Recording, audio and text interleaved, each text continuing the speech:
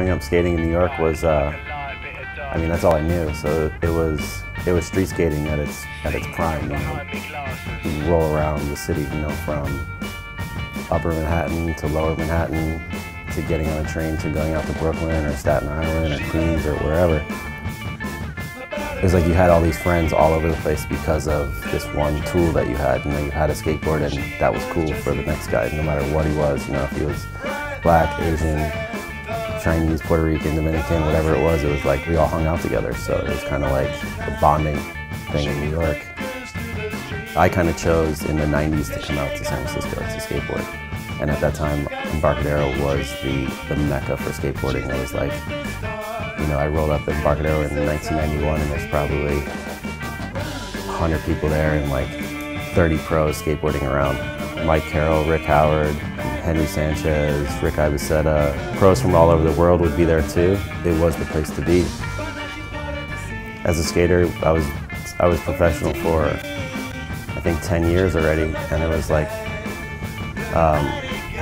where is this going to go? Eventually I'm going to have to not be a professional athlete, and what can I do besides skateboarding? I've traveled the world, you know, a lot, and I've seen a lot of things, and growing up in New York and being in LA a lot, I saw a lot of the fashion things.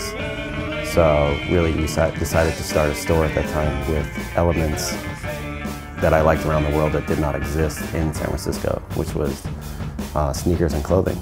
People liked what they saw and started buying the product, so we started supplying more product. In our actual cut and sew clothing, we just have a very classic look to it. We want our product to have the quality is like #1, the style, you know, is #2, is to make sure it stays in style. It's not a trend, you know. We basically said, you know, if someone was skateboarding in the 1950s, what would they be wearing?